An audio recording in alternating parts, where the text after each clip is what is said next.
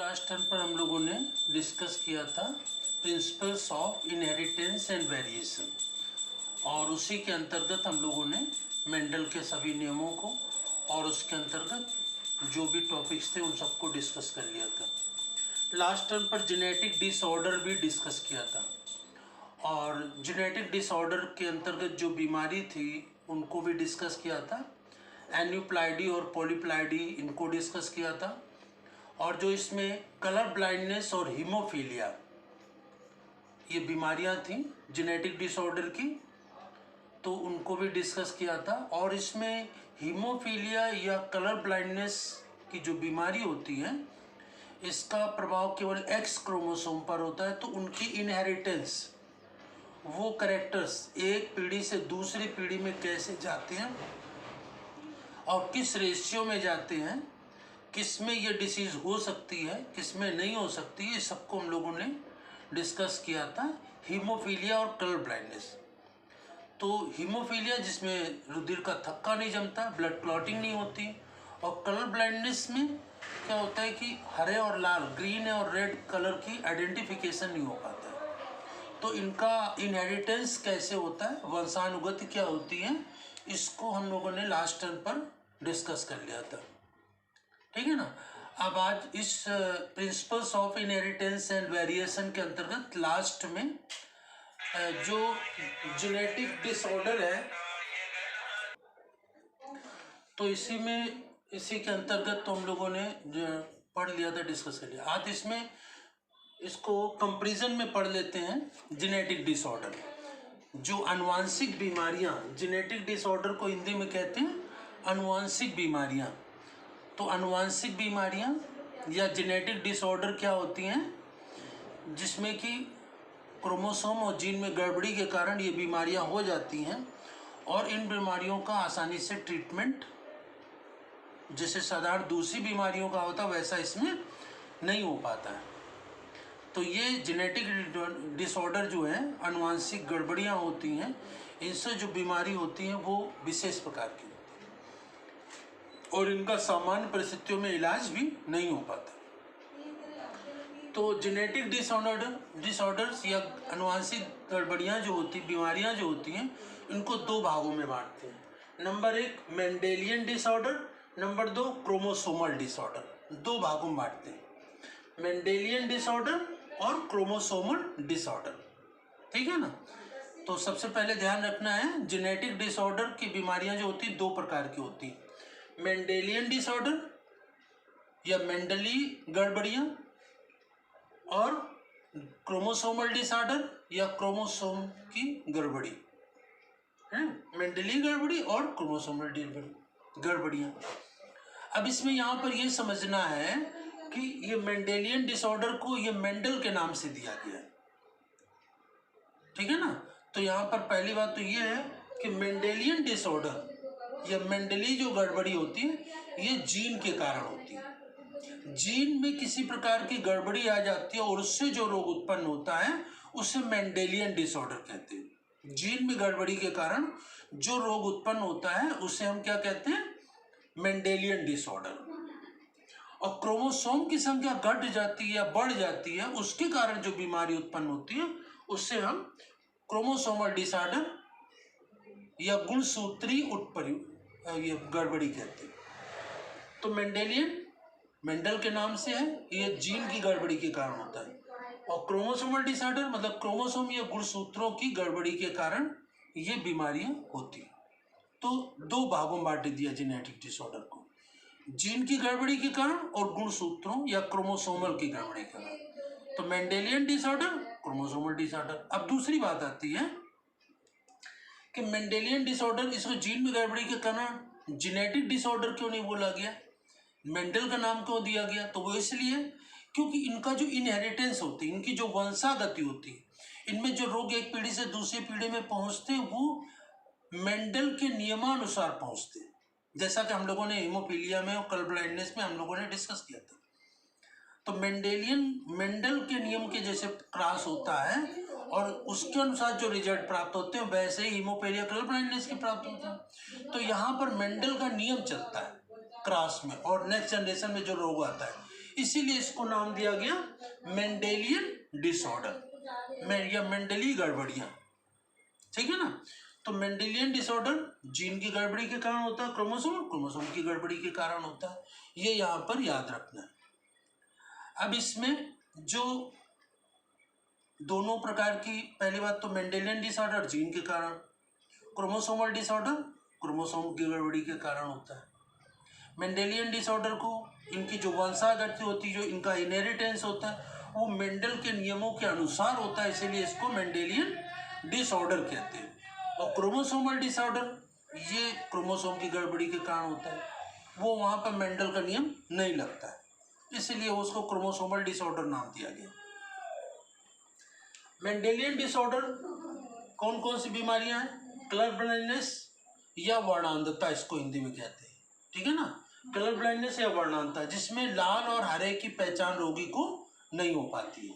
ठीक है ना, इसकी जो इनहेरिटेंस है वो हम लास्ट टाइम पे हम लोग पढ़ चुके हैं। दूसरी है हीमोफीलिया। हीमोफीलिया को हिंदी में भी ब्लीडर डिसीजेस या हीमोफीलिया ही कहते हैं। और इसमें चोट लग जाने पर रुधिर का थक्का नहीं जमता है, तो ये भी जीन की गड़बड़ी के कारण होता है, ये भी जीन की गड़बड़ी का कारण होता है। ठीक है ना।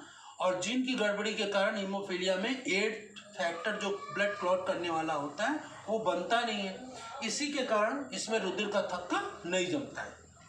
सिकल सेल एनीमिया, इसमें जीन की गड़बड़ी के कारण क्या होता है, जो आरबीसी होती है वो हंसिया के आकार के ऐसे मुड़ जाती है, जिसके कारण ये ऑक्सीजन की सप्लाई नहीं हो पाती। और ऑक्सीजन की सप्लाई नहीं हो पाती है तो इसमें क्या होता है, जल्दी थकान हो जाती है, अधिक काम नहीं कर सकते। सिकल सेल मतलब कि हंसिया के आकार के। एनीमिया माने ब्लड की कमी, तो ब्लड की कमी हो जाती है और आरबीसी मुड़ जाती है, इसी को सिकल सेल एनीमिया कहते हैं। और इसमें कमजोरी आ जाती है, ब्लड की सप्लाई आरबीसी नहीं कर पाता है। इसके बाद फिनाइल कीटोन्यूरिया। ये फिनाइल कीटोन्यूरिया कैसी डिसीज है? फिनाइल कीटोन्यूरिया की जो बीमारी होती है उसमें क्या होता है, एंजाइम फिनाइल एलेनिन हाइड्रोक्सिलेज, ये एंजाइम नहीं बनता है, इसकी कमी हो जाती है। कौन सा एंजाइम? एंजाइम का नाम है एंजाइम फिनाइल एलेनिन हाइड्रोक्सिलेज, ये एंजाइम का नाम है, इसलिए नहीं बनता है। और इसकी गड़बड़ी के कारण क्या होता है कि जो ब्रेन का डेवलपमेंट है वो सामान्य नहीं हो पाता है। और ब्रेन का डेवलपमेंट नहीं हो पाता है तो कैसी मंद बुद्धिता होती है, ब्रेन डेवलप नहीं होता है तो वो सही ढंग से ब्रेन उसका काम नहीं करता है। इसके बाद नेक्स्ट है सिस्टिक फाइब्रोसिस। सिस्टिक फाइब्रोसिस में क्या होता है, जो क्लोराइड आयंस होते हैं इनका सामान्य रूप से परिवहन नहीं हो पाता है। क्लोराइड आयंस का सामान्य रूप से परिवहन नहीं होता है, जिसके कारण क्या होता है, लंग्स में, फेफड़ों में म्यूकस का जमाव हो जाता है। लंग्स में या फेफड़ों में म्यूकस का जमा हो जाता है, जिससे कि सामान्य रूप से फेफड़े फंक्शन नहीं कर पाते हैं और उससे प्रॉब्लम बहुत क्रिएट होती है। Cystic fibrosis. अगला है थैलेसीमिया। ये जिन रोगों के नाम इंग्लिश में लिखे इसको आप हिंदी में ही ऐसे लिखेंगे, ध्यान रखिएगा। सिस्टिक फाइब्रोसिस ऐसे बोल, थैलेसीमिया को आप हिंदी में भी थैलेसीमिया ही लिखेंगे। इसमें क्या होता है, बीटा ग्लोबुलिन इसका निर्माण नहीं होता है। बीटा ग्लोबुलिन ये पदार्थ का नाम है, इसको हिंदी में भी ऐसे लिखेंगे, बीटा ग्लोबुलिन का निर्माण नहीं होता है, जिससे क्या होता है कि ब्लड की कमी हो जाती है। ब्लड की कमी होने से क्या होता है, थकान उत्पन्न होती है, सांस फूलती है, ठीक है ना, और स्प्लीन बढ़ जाती है। स्प्लीन को हिंदी में कहते हैं प्लीहा, प्लीहा बड़ा हो जाता है, पीलिया की बीमारी हो जाती है। पीलिया या इंग्लिश में कहते हैं जॉइंटिस, पीलिया या जॉइंटिस की बीमारी हो जाती है। तो इस प्रकार से ये थैलेसीमिया में होता है। और इसके बाद एल्बिनिज्म। एल्बिनिज्म इसको हिंदी में कहते हैं रंजकहीनता। एल्बिनिज्म को क्या कहते हैं, रंजकहीनता।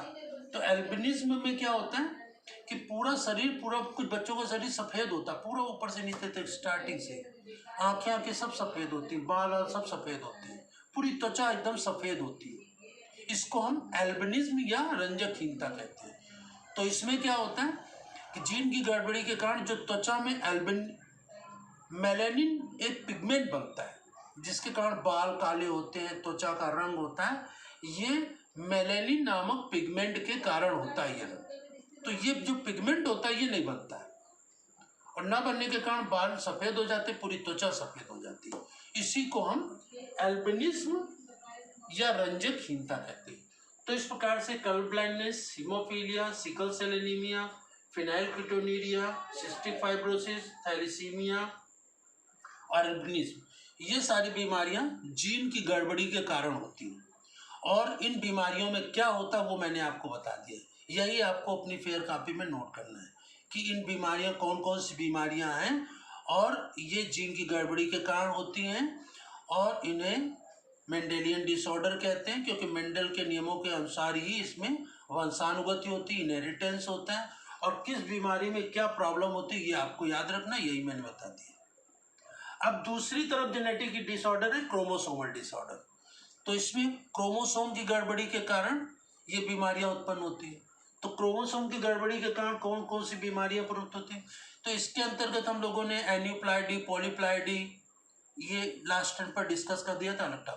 अब लेकिन आज यहाँ डिफरेंस जेनेटिक डिसऑर्डर से जो बीमारियां जीन और क्रोमोसोम के कारण, तो ये जीन के कारण मेंडेलियन और ये क्रोमोसोम की गड़बड़ी के कारण होती, तो इनको कंपैरिजन में डिस्कस कर रहे हैं। तो ये क्रोमोसोमल डिसऑर्डर में सबसे पहले यहाँ पर ऊपर हम लोगों ने ऑटोसोमल डिसऑर्डर बीमारी देखी। तो इसमें क्रोमोसोम की संख्या घट जाती है या बढ़ जाती है, और इन सभी बीमारियों में जो ये बीमारियां हैं क्रोमोसोम की गड़बड़ी के कारण, इन सभी बीमारियों में सिंड्रोम शब्द लगा है। सिंड्रोम का मतलब ये बीमारी जब होती है, क्रोमोसोम की संख्या घट जाती है या बढ़ जाती है, तो क्या दिक्कत आती है कि शरीर में इस एक क्रोमोसोम के घटने या बढ़ने से कई लक्षण उत्पन्न होते हैं। कोई एक प्रकार का लक्षण नहीं होता है, और सामान्य तौर पर सभी सिंड्रोम में बॉडी और मेंटल ग्रोथ नॉर्मल नहीं होता है। मानसिक बीमारी और शारीरिक बीमारी, ये दोनों ही बीमारियां सामान्य नहीं होती। तो मानसिक बीमारियां और शारीरिक बीमारियां दोनों ही सामान्य नहीं होती। ठीक है, मानसिक बीमारी भी गड़बड़ होती, मेंटल डेवलपमेंट नहीं होता, बॉडी का भी डेवलपमेंट नहीं होता है, दोनों ही नॉर्मल डेवलप नहीं होते, ना मेंटल ना बॉडी।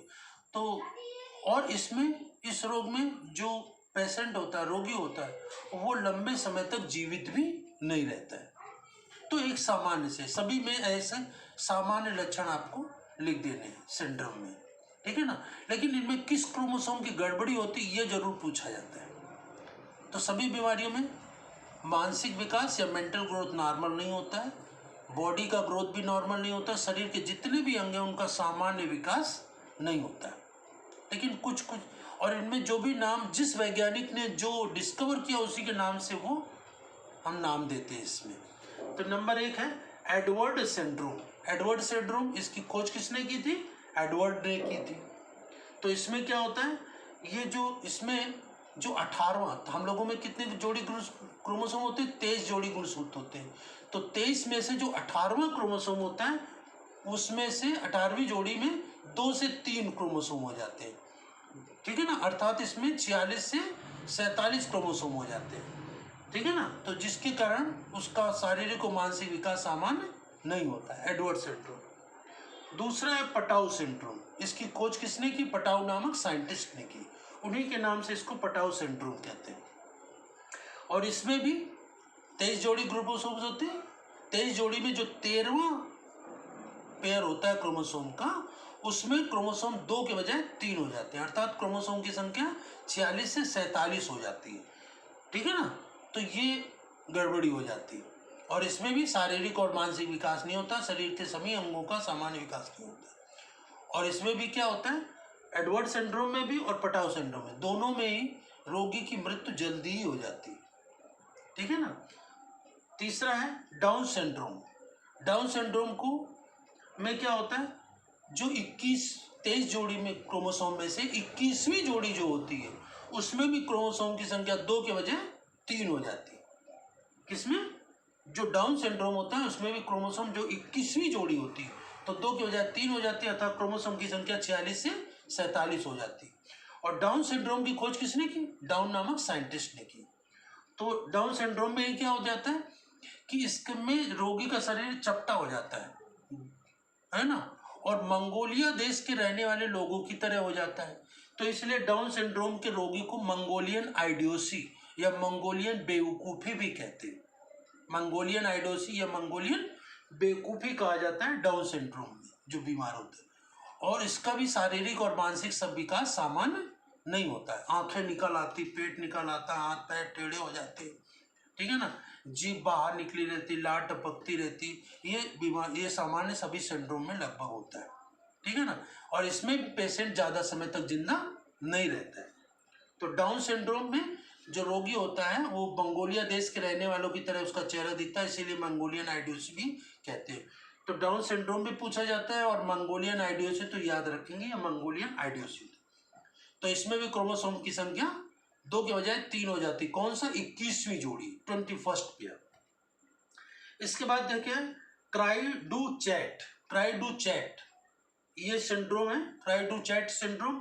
और इसमें क्या होता है कि जो 23 जोड़ी क्रोमोसोम होते हैं, 23 पेयर होते हैं, तो जो उसमें 5th पेयर होता है, 5th क्रोमोसोम की 2 भुजाएं होती हैं। सभी क्रोमोसोम की जो 5th पेयर क्रोमोसोम होते हैं उसकी एक भुजा, एक आर्म्स गायब हो जाती है, जिसके कारण क्या होता है कि जो जिस पेशेंट में होता है तो वो रोता है, बच्चा रोता है तो उसमें बिल्ली की आवाज़ की तरह निकलती है। तो इसमें कैट क्राई सिंड्रोम भी इसको कहा जाता है। क्राइडू-चैट का मतलब है यहाँ पर इस सिंड्रोम को कैट क्राई सिंड्रोम भी कहा जाता है। अगला है इसमें टर्नर सिंड्रोम।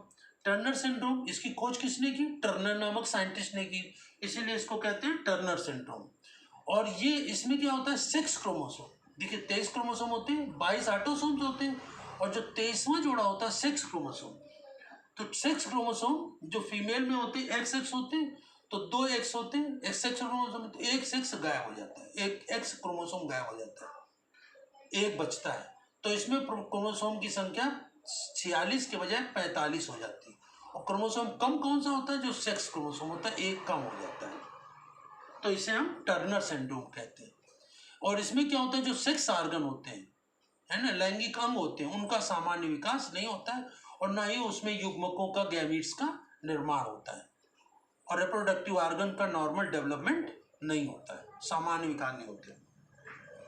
क्लाइनफेल्टर सिंड्रोम, इसकी खोज किसने की? क्लाइनफेल्टर नामक वैज्ञानिक ने की, तो इसीलिए कहते हैं इसको क्लाइनफेल्टर सिंड्रोम।